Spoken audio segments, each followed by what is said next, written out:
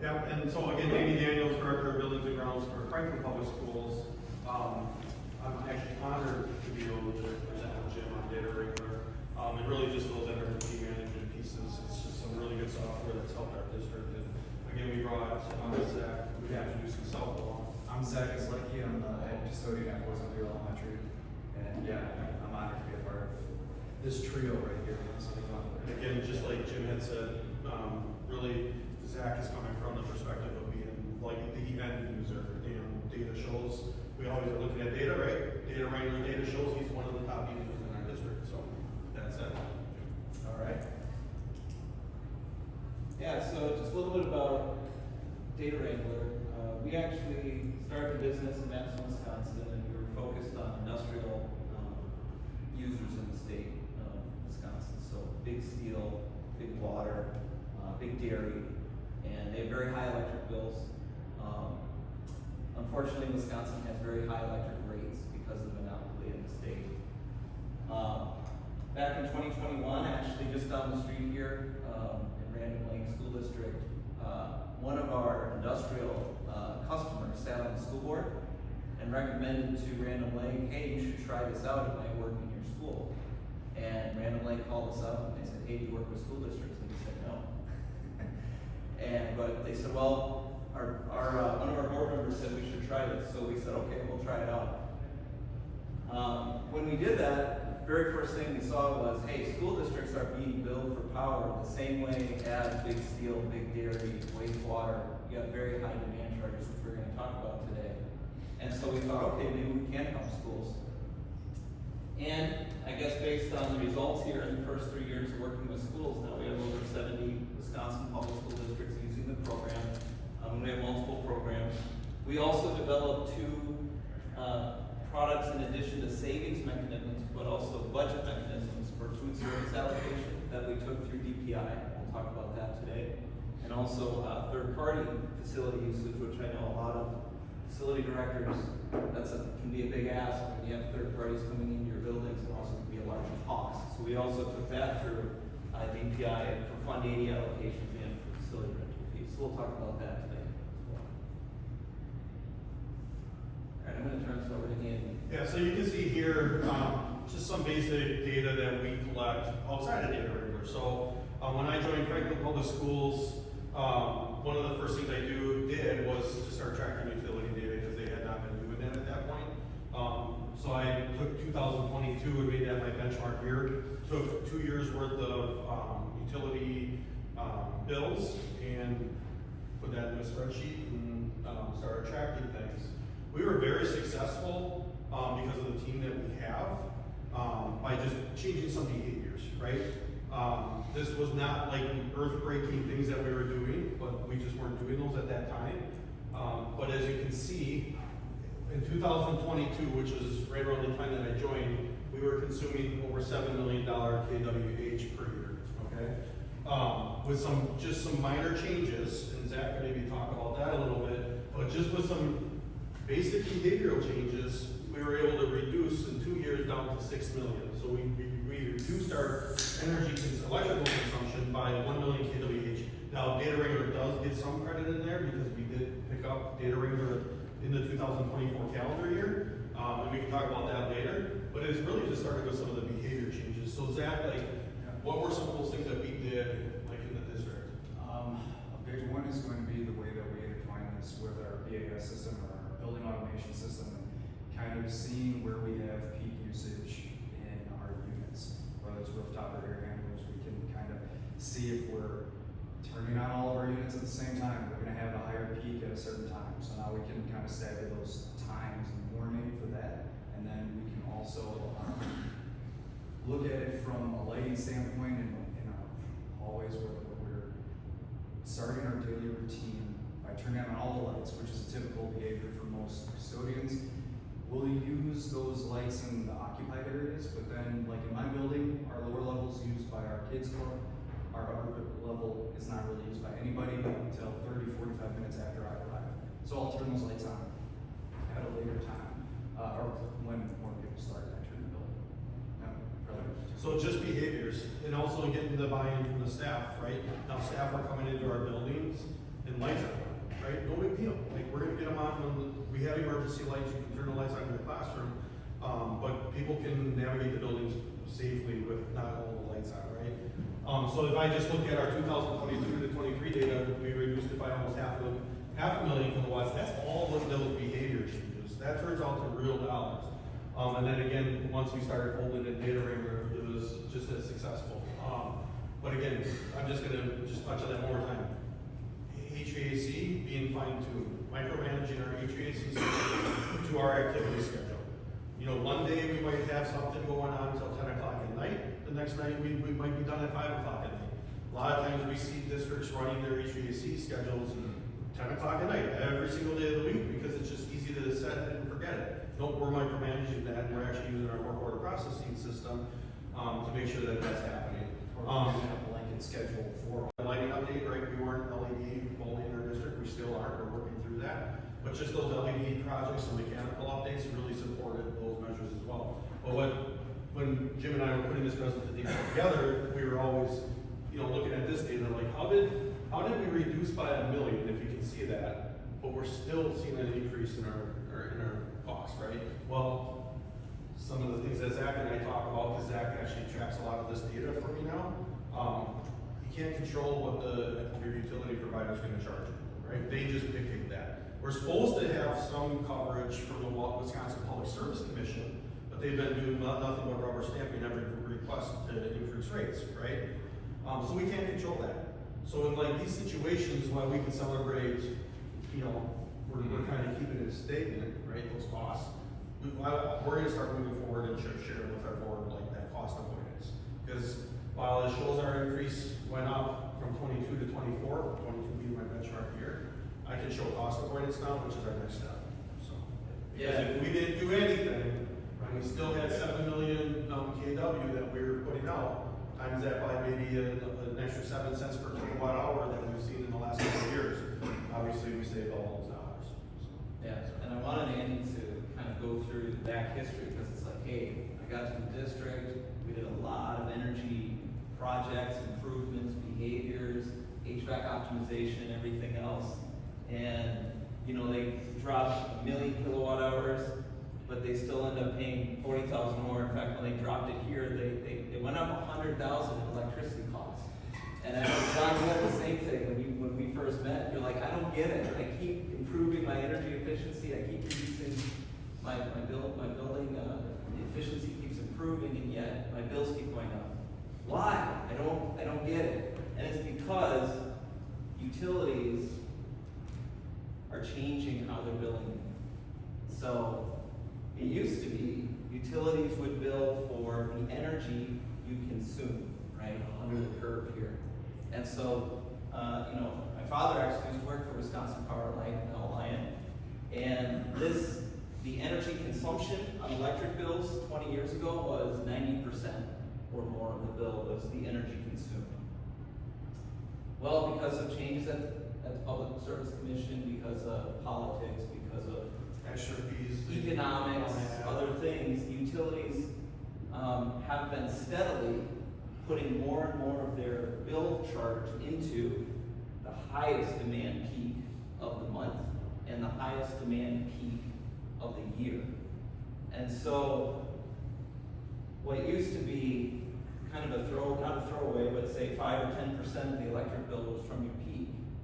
Now, and this is very common really across the state and in fact across the country, is those two one-time demand peaks are now more than the total energy used in your building for the month, just from that one-time peak.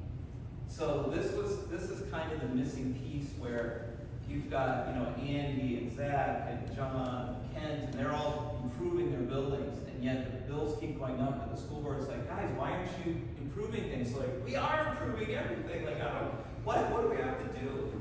So when we put in the metering, the very first thing we do, and what we do every month, is look at what is setting the peaks in the building, because that's where the money is. And that's where now, if your building's efficient, how do we reduce our bills? We start to understand these demand peaks and reduce those demand charges. And so typically, it's very common, actually John can speak to this, I think you were peaking at a megawatt almost, when we started, and that annual peak charge. And now, I wanna say you're down 700, 600, but that one-time peak was costing you tens of thousands, maybe even 100,000 a year, just from that one-time peak. So, understanding the peaks is really important. And then, usually you can do things to reduce that peak. If you have a good handle on your HVAC system, and you know how it operates, you know when it operates, you can do things like pre-cooling, preheating, other strategies to reduce those chiller peaks. Food service can cause a lot of peaks in your electricity profile, so understanding food service. Class scheduling.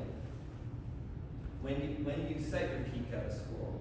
And I'll Ken's on the spot. So Ken, when do you think you would set your highest peak usage at your school building in a year? What month, what time of the year, what time of the day? First day of school. Noon. Yep. 11:30 noon. Yep. Hot, very hot outside, your HVAC systems are running hard, everyone's in the building, food service is cranking food out, and maybe you've got scheduled shop classes, home ec at the same time, so everything's stacking up, and you got that one-time annual peak, and the utility says, thank you very much, that's 100,000 for us for the rest of the year. So, and that Did everybody catch that for the rest of the year? Yeah. Go ahead. Yep. So like at this energy bill on May 2nd, 2023, is that the peak date that they're looking at? And then it resets. So like if on May 5th, we would have hit a new one, that would say May 5th.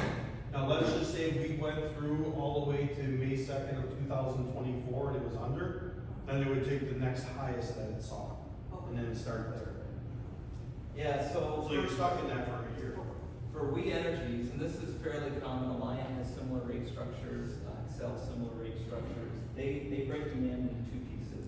They have the highest peak in the month. So in this case, and this was back in 2023, May of 2023. Good example because it's probably hot, month of May.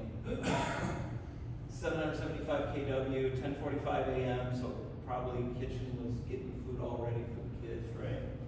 And peak, that was the peak date in the billing period. So I think on this billing, yeah, so this was from April 12th to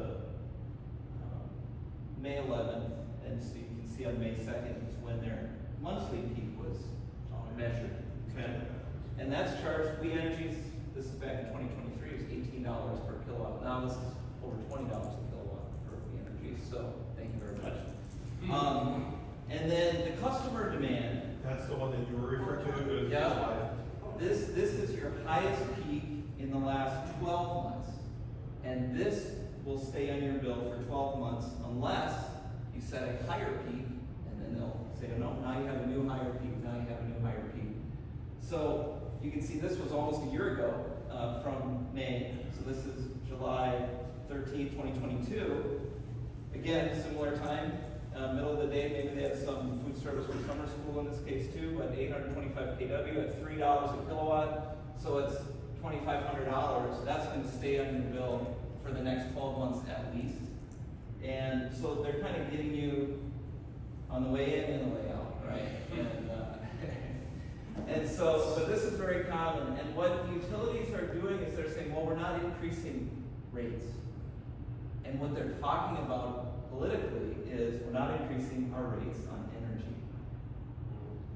But they are increasing their rates on demand. And so what's good about this is that it's more difficult to reduce energy usage. Like we can't just shut off the HVAC, turn off all the lights, and have the kids have class in the dark, right, all year. So you have to use energy. But it's difficult, and kudos to Andy and his staff for reducing from 7 million kilowatt hours down to 6 million in the first 2 years. That's huge. But it's much harder to reduce energy than it is to actually figure out when and why your peaks are occurring and reduce those. And the bang for your dollar on that is $20 a kW a month, and then $3 a kW a year. So that adds up over time. So that's how we really develop a lot of the savings. And this is kind of what Andy set up with his team when we got started in which was very unique actually. I'd like you to speak to that, Andy. So once Andy's like, wow, this is crazy, no wonder why my bills are still going up and I'm reducing all this energy. And so I know when you said to me first is, I gotta get this in the hands of my team, my building operators, because Franklin has, what is it, 7 school buildings? And if they understand this peak, and we can figure out the peaks at each building and reduce them, we're gonna save a lot of money on our electric bills each month. So Andy, I want you to kind of talk about how you did that with your team. So I was already working with DataWrangler when I was at my previous school district, because I joined Franklin in 2022. But I never got to see that full implementation. But when I got to Franklin and saw that there was really no energy management solutions in place or a plan in place, I wanted to work on that first. Like I did not need to bring in DataWrangler at that point to reduce costs that I know I could do myself. And there's evidence in that previous slide, right? So you saw that we were successful. And it's funny because Tracy, Sabol, brought in the back of the room there, was reaching out very aggressively and saying, you ready? Are you ready? Are you ready? My business manager is reaching out, like, Andy, I know this works. I'm talking to my peers in the business world. I'm like, just give me another year because I want to just get through all the behavior changes first. Because then I can see the true data of what data we do. I know what we can do with that, and then I know I can see the impacts of having that software, right? So we brought it on, and instantly, like, I don't know if I'm getting a little too ahead of ourselves, but we found some mystery things for sure. They have some really awesome stories from other districts around the state, probably some of the commercial companies they're working with as well, or industrial. But they did find the mystery things. So at Southwick Blood Elementary, we saw, it took us a while to figure it out, but we had these spikes, like 1 in the morning till 6 in the morning, right?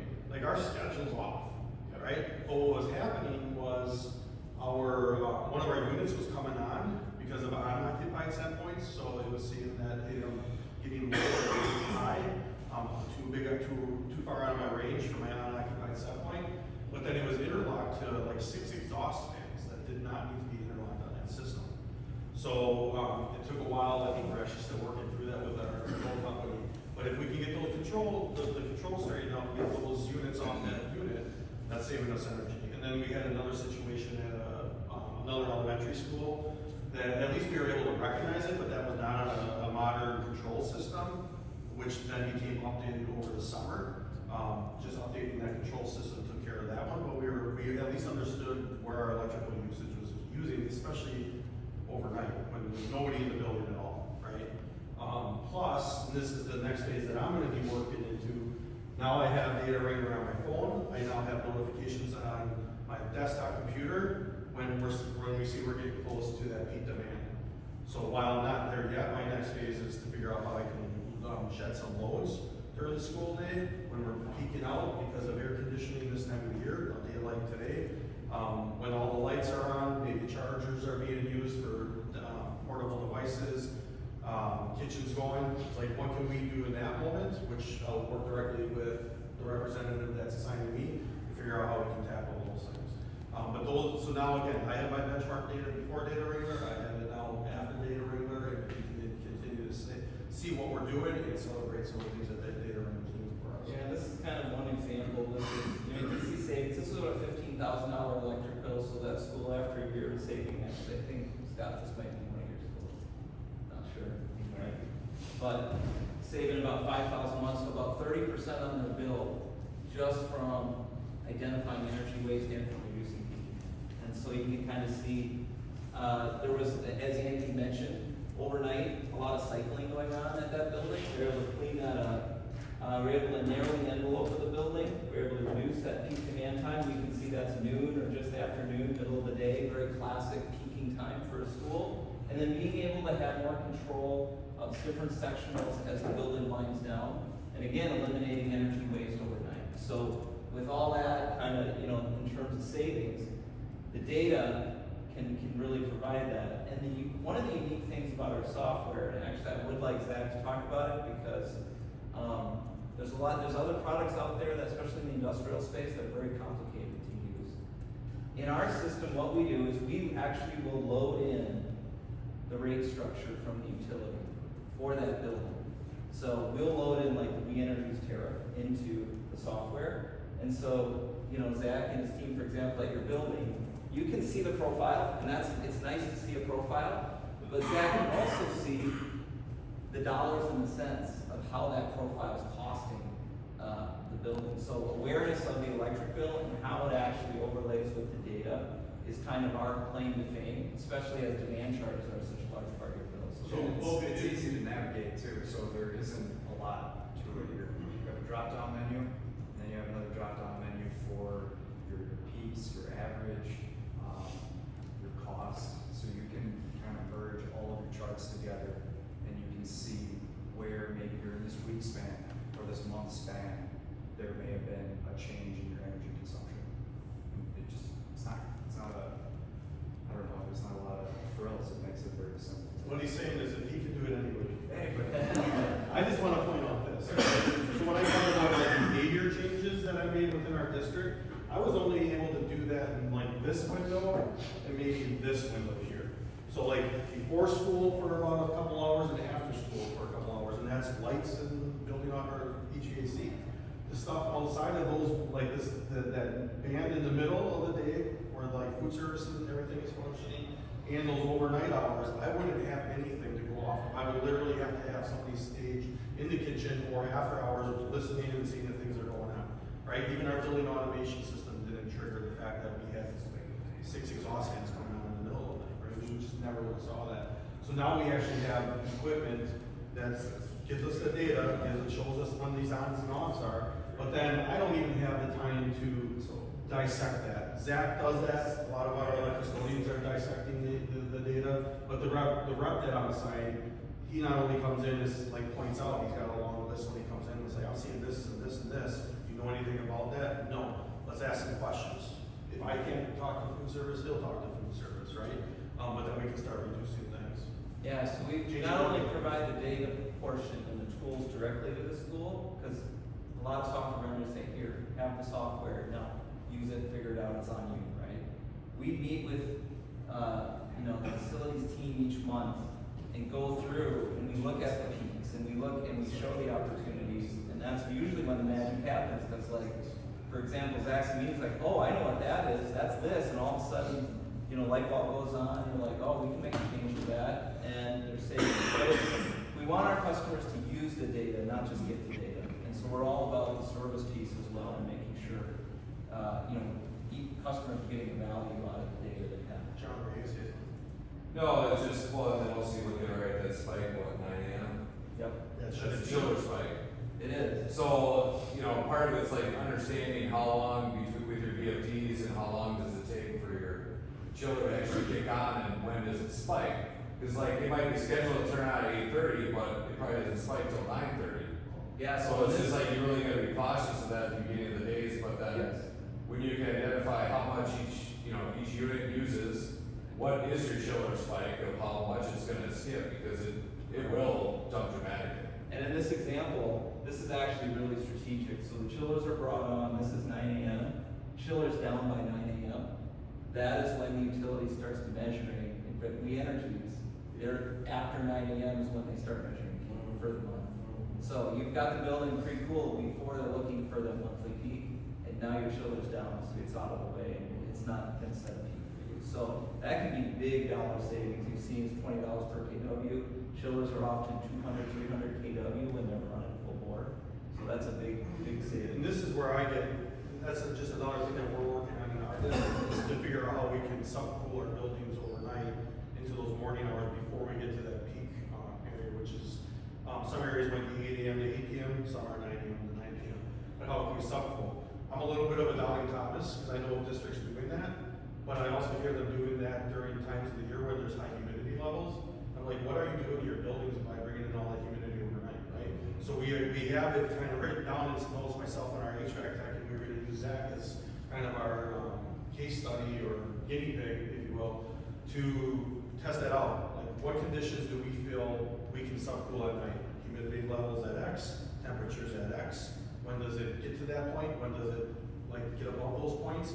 And then turn those units on at that point via our schedules, right? We haven't done it yet, but again, it's something else we would not necessarily be able to do to see the impacts of that if we didn't have this data to see when those things are actually starting to function on their own. So So like if we bring it down, like yeah, we might be bringing some staff in where it's a little chillier, then the kids get moving, it starts warming up a little bit, everybody's feeling comfortable. I'm willing to go ice a little bit, but I still wouldn't be able to do this without some of the data. Yeah, so on the energy side, we've helped districts and they're saving money. And again, back in 2023, districts were like, John, you're one of them, was like, hey, what else can we do? And in a lot of circumstances, the building does actually need to be open sometimes till late at night because you've got third parties using the buildings, you got sports, you got other stuff going on. And then on weekends, hey, now the club basketball wants the gymnasium or the performing arts center is going to be used all weekend by the music, community music club, or we're seeing a lot of for-profit sports businesses, you know, come in using public school facilities, getting a really good rate, or maybe even getting free use for a for-profit business of public school facilities. So Andy and his team can say, well, I can't wind down my building like this because I got other groups in the facilities.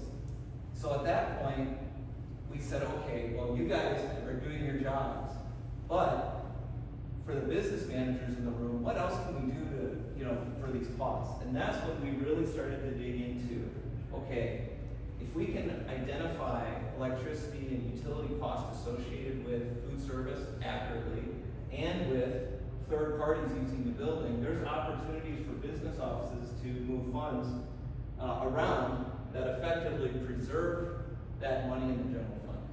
And so we developed through our software a way to accurately show, not exact, it's not some meter in every piece of equipment, but to accurately give a representation to DPI of the true cost of food service. And so prior to this, DPI would accept a square footage calculation for allocation of utilities for food service. So your square footage of your kitchen is 2%, 3% of your building, and so you can allocate 2 or 3% of your utilities from food service. Well, all the facility directors in this room go, food service uses a heck of a lot more electricity than 2% of our electricity bill. And so we actually took three school districts in the state. We sub-metered directly, and we also used our software and showed DPI, hey, actually, it's about 25% of your district's electric bill is food service. And we proved to DPI, and DPI said, okay, we accept this. Schools can now allocate as much as, you know, again, with these reports, as much as 25% of their electricity costs each month, they can pay out of Fund 50 if they want to, if there's benefit to the district. And of course, coming out of COVID, a lot of districts had huge Fund 50 balances, and DPI was telling them, spend it down, spend it down. And they're like, we got all new kitchen equipment, but can I spend it on staff or students? No, you can't spend it on that, you have to spend it on food service. And so this gave schools a way to spend, you know, save on operational utility costs by paying some out of Fund 50. And some schools continue to use that today, especially schools that typically do run a surplus in their food service area. This allows them to preserve up to 25% of their electric bill each month by paying in their general fund, by paying it out of Fund 50 if they have the excess balance. And you know, I said my business manager was kind of pushing for this, right? So when I first signed up in a previous district with this, they didn't have that capability. You're going to hear about the funding and the opportunities as well. And I was like, you know, because I have a great business manager, like, why is he pushing so much? Well, once I met with Tracy and she started explaining this to me, I was like, now I get it. As a business manager, he wants that opportunity to keep money out of the Fund 10 and keep it in Fund E and Fund 50. And you'll hear more about that shortly. Yes, the next thing was, and again, I heard this a lot more from facilities folks, was, man, our buildings, like I'd love to reduce our envelopes when we started working with our customers, but our superintendent says we got third parties in our buildings, we're gonna let them be in our buildings, and you know, that's a service to the community, which it should be. All the for-profit businesses kind of started to jump on that wagon too, like, hey, let's have our club basketball and everything else. And so we said, okay, if we can pull in your third-party calendar for third-party events, with our software, we can actually also detail out the electricity cost. And the way we do that is we look at the baseline of the building. So a simple example would be on a weekend, We look at a typical baseline of the empty buildings on the weekend versus, hey, there's a basketball tournament, a club basketball tournament that following weekend. We'll look at the difference, and then we can measure exactly, basically, above baseline that those third-party events are costing in terms of electricity use. Several schools have used that information as part of their funding levy, or to put it to inform what they should at least so they're breaking even or recovering their money for facility rental fees. And then a few districts are seeing, and I know, like, for example, Steve Summers at Wanakee, they are getting a ton of for-profit businesses using their buildings, especially in the summer. And so they wanted to, use some of this for Fund 80 for their nonprofits, but their for-profits, they are actually going to go ahead and charge full rate, full charge to those for-profit businesses. So they're not for-profit business actually hitting the public schools general fund by kind of getting a free ride because they're part of the community. So we've seen schools use this, and it can be very detailed, and it's automatic, so the number comes in, all the documentation is there for DPI, but the number, in terms of an allocation is there for you. We also track third-party hours in this, in this Excel spreadsheet, so that hourly third-party hours is used sometimes for custodial metrics for allocation for Fund 80 as well. And we've seen schools do that.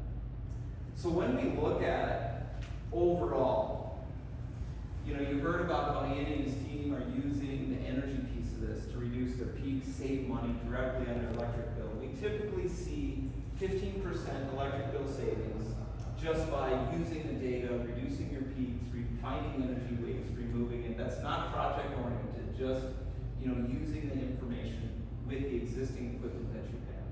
15% is pretty typical for what we see. With the Fund 50 allocation, if a school has the fund balance in Fund 50 where they want to take advantage of that, they can leverage up to about 25% of the electric bill each month to pay for it out of Fund 50. And then with third-party facility events, it varies pretty wildly depending on what's going on in the building, but some big hitters are like if you have wraparound daycare, gymnasiums, pools, performing arts centers, fitness centers, the things that are used a lot by community or by third parties, that can range anywhere from about 5 to 30% of the electric bill each month. So if a district were able to use all three of these, Fund 50, Fund 80 levy, or facility rental fee recovery, through direct reduction of the bill, through redirecting those costs for food service, and through recovering those third-party costs, you can actually basically save half of your electric bill each month in the general fund. And so this is can really move the needle where you can see, like, for example, this medium-sized school district here has the potential to save about $400,000 in their general fund annually using this program. So I've been in school facilities for almost 24 years now. And these questions that are now answered have been asked since then. I remember my head custodian that I was supervised by saying, the district, they could be charging more for these rentals. They could be charging more, they don't even charge the right custodial fees and, so on and so forth. And he always brought up, like, they should be charging what's it cost to run the lights. And not just in the gym, if they're using the gym, but what about those commons areas that they're using to get to those areas, or the bathrooms that they're using. So he had this idea, he put that I had a long time ago. I know that other districts were thinking the same thing, but not until really somebody took that on with DPI on top of it. Like, DPI knew it, right? We heard that earlier. But now we actually have data for the food service, because the food service was the same question. When I was a head custodian in a different school, I had a school district in a previous district. We Energies actually had a really nice program that you could go into. Not many people knew about it, especially if you weren't on We Energies. But they had a program called Agendas. I could actually look at a lot of the data that even like DataWrangler was showing us. I could see the spikes there in the kitchen. Me and our energy manager would sit down and talk with the food service director and say, maybe we start that dishwasher a little bit later. Can you hold off by these ovens? Or we had those conversations. That was all good. We knew those things were happening, but we didn't know how to charge those, right? So even like with my business manager, I can't speak to everything that he's doing with this. I know that our Fund 80 account, and sorry for jumping ahead. No, let's go to it. I know our Fund 80 account is pretty solid right now, right? I can't speak to our Fund 50, but you have an opportunity. So instead, so again, he's taken these reports that DataWrangler works on with our rec department who manages all the reservations. They work on this spreadsheet, through, we have a kind of an unusual, facility scheduler that most people aren't using, so that means some challenges, but we work through it. But he gets the report, he gets basically what you're looking at here, and he has the opportunity, say, in November of 2024, he could take in those utility costs and charge those to the rec. I don't think he's doing that with Fund 50 at this point. I forgot to ask him that before I left, to be quite honest, because it's not that healthy. But if he was just gonna go off of what DPI was doing back in the day, he could just charge X amount per square foot or whatever it was. Now he has a choice. Let's just say we came back and we could have redirected 21,000. If it's not a healthy fund balance, he might do 0. He might wait till the end of the year and see where the fund balance is and then use this report and say, I can do a whole lot. Or maybe he says, I'll just do a portion of that. But legally, and now with the ability to do so, he's doing it. So, hope that makes sense. Yeah, exactly right. And so you can see kind of the impact here in the first 10 months. Again, depending a little bit on how much 50 and Chromium is allocating, I think he was getting a chunk of it, at least last I talked with him. You can see even in the summer months, you know, hey, why is your food service cost in the summer? Well, if you're storing food and you got walk-in coolers and freezers and stuff, those continue to run all summer. And Or summer school. Or summer school, some schools do have We summer all, school but, programs. yeah. Yep. So, but also you can see the energy bill savings, and you can see how that's been growing over time. The summer months especially, you see a lot of opportunity. And those shoulder months too, you can see a lot of opportunity with chillers and other opportunities. So, again, that savings is real. And the Fund 80 piece, we're kind of growing over time, so we're starting to look at more and more and putting in, you know, what do we want to put in there, work with the business office, kind of dial that in. The nice thing though is, if we've got the metering in, we can always backdate reporting too. So if, again, fiscal year, if the business officer wants to wait till the end of the year to make a journal entry or something, we can backdate, we can give him the data, the reports for the fiscal year, if he wants to go back, or she wants to go back and use those. And I'll be honest, I know we're probably getting to the end, but just to fund the $80 alone, let's just say my business manager just did that, right? And I'm lucky to work for a good business manager that really sees, like, he's got a forecast out. You know, he's thinking ahead. Those dollars, he leaves them in our general fund, right? He leaves them in Fund 10, and then we'll reallocate those to our Fund 46, you know, once we get to the end of the year.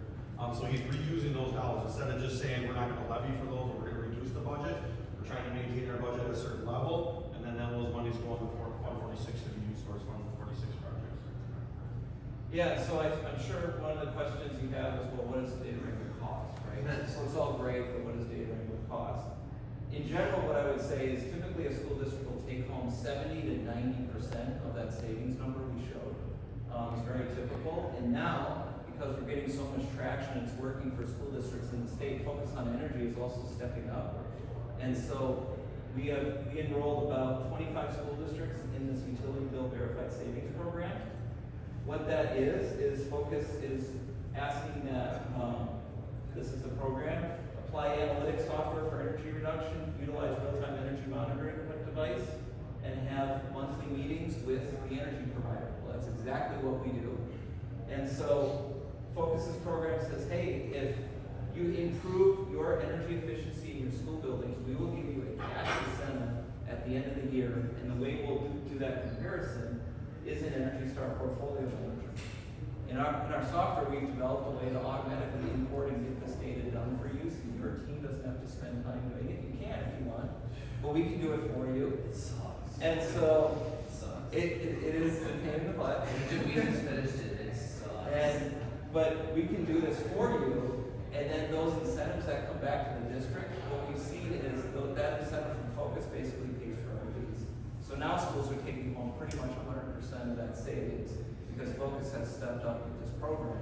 So schools are starting to really take advantage of this. And again, I said that I think we enrolled about 40 school districts in the last enrollment period. Focus kind of stepped back and said, whoa, okay, but they're going to expand it, I think, again, coming up in January, which will be the next enrollment period, January 1st. So that's been a great, go ahead. So, Mark Elder, Focus on Energy Yeah. Advisor, Northeast Wisconsin, and we Great. got DataWrangler has done, great work with the program. And one caveat to that is, it activities are non-capital related, right? And Correct. our, the application notes that DataWrangler is good about qualifying those along with the district, so that if you had a really major, boiler or lighting or other investment in the prior year for the baseline, or you're planning for some in that upcoming year, it may mean that building is not eligible or it needs to be accounted for in some way. So, just so that it's clear that, that's another piece, just to be aware of, not that you think, well, every single building in the district for sure, it might be, yeah, we can do these 4 and these 2 after a couple of major projects drop off, is a potential. Yeah, and actually, we're working on trying to, because we think we have the data to isolate the improvement from like a equipment update versus what's been saved from other changes. Yeah. So we're working with Focus to see if Right. we can also get that clarity, but absolutely, like, we are seeing though really good results from our districts.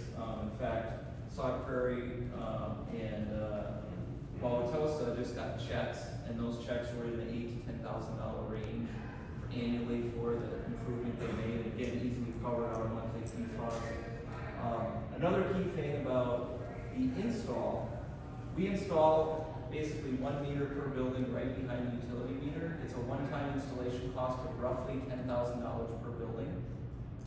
Business managers have gotten clarity from DPI saying, hey, if I want to use my Fund 50, I have Fund 50 excess, can I use Fund 50 to install this meter? And DPI said yes.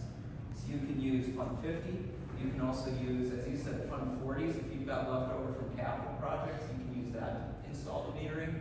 So it gives the business officers a lot of ways to get this metering in, and then you can use the leverage of, is it Fund 50, is it Fund 80, it's, of course, it's the energy piece and saving there, but it gives you a lot of optionality once you get this metering in for those software reports that are going to make a difference for the school's general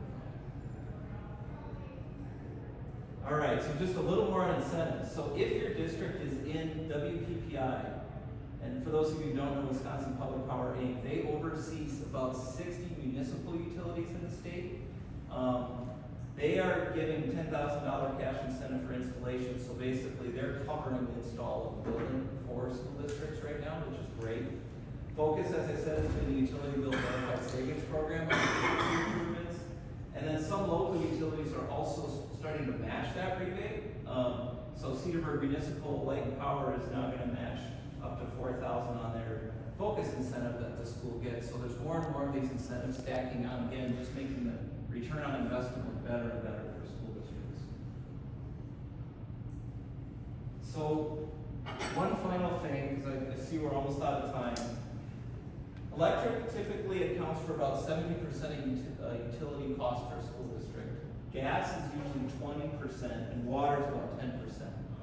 So one of the things we're looking at is, can we get leverage not only on electricity, but can we get leverage on gas as well? And so we are currently taking 3 school districts through DPI for Fund 50 and Fund 80 allocation for gas utility expense as well. So we're working on this right now, and this would add potentially even more value into these products and services. We are also doing a lot with solar. There's some schools in Wisconsin that have solar. We're also doing a lot with Illinois and Minnesota on solar. And within our software, we actually will meter not only the building, but we'll meter the solar directly. And we can tell school districts exactly, and school boards, how their solar assets are performing and exactly how much dollars the solar system is actually saving the district, because we got those rate structures into our software. So we can see the solar's impact on energy costs. We can also see its impact on demand over time. And so more and more school districts are starting to use this either on the front end of when they're putting in solar, or if they've got assets on their rooftops, they're not sure, maybe a new facility director came in and they said, hey, I didn't get any information about the solar on my rooftop. We'll go in, we'll meter it, and then we can give greater clarity to the school and the school board. Are those assets performing with respect to the contracts that were set up by the electrical contractors? Is the utility properly crediting the school district for those solar, program? And we're seeing a lot of this, especially in Minnesota and Illinois, but also districts in Wisconsin are, using this to validate. I know Scott, you use it at West Salem at the middle school there. And I think you guys use this data in insurance claim for fixing solar after a hailstorm as well. So, again, this information can be used in a variety of ways, and we continue to see school districts use them very effectively. All right, I know we took up most of the time, but if there's any questions, we'll take them right now. Yeah, so I'm just going back to the statement that we made before, focus on energy. So for East Troy next summer, they're putting in 14 new rooftop units. Yep. So the incentive is only given after a year, once that's been installed. Correct. Okay. Yep. So you can't use the data obviously prior to the DataWrangler already being there for those incentives before it's put in. So they will, the way the program works is they will look at the prior year's history, and that data is just that your energy bills, so your electric and your gas bills, whether we're installed or not. And then if you're using a data monitoring device, again, it doesn't have to be our device, it can be someone else's. They will then look at the 12-month period and compare it in Energy Star and your energy use intensity. And then the more you improve your building's energy use intensity, the larger the incentive that comes back after 12 months. Cash incentive that goes directly back to the district. And if I said that wrong, let me know, Mark. No, I think the point there is that the biggest opportunity for the most incentive is in the first year or two of the participation, because that's when you're gonna identify most of the opportunities there, and that's where the biggest EUI change would be. And it's not that there couldn't be opportunities moving along, but you kind of have that, a curve to that high level of activity at the start. Yeah, one other point I'd like to make too is, like, for example, Wauwatosa or larger school districts, they're using this to really pinpoint which of their buildings are underperformers and laggers, and then target projects, or hopefully not, but other consolidation or other things. But they're looking at energy efficiency, they're looking at cost basis, and having this information in Portfolio Manager, again, that we do automatically, so they don't have to do all the data entry to get this. They can compare them with federal-based EPA metrics for building efficiency. So we're seeing these districts, also very target energy projects based on where they're going to get, maximum improvement, say, in their energy use intensity over time. Question about the system, your explanation about the demand and energy charges is great, and I think that's something that, more facility and business managers have, learned about, and are acting on now. Some of the rate structures are changing to have winter rates for energy and demand. Does your software account for that well, so that it kind of in that next level of opportunity when the utility has that seasonal rate, can you start to target those opportunities too? Yeah, absolutely. So like Alliant, they have a lot of 4-season rates actually. So they're spring, winter, fall, and they're all different. And we do. So in our software, we account for those, and we keep the rates updated. So every year the utility changes their pricing. They may also change the rate structure. That automatically gets updated in our software for your building. So we continue to track that. And a lot of new opportunities can emerge if the utility changes their rate structure.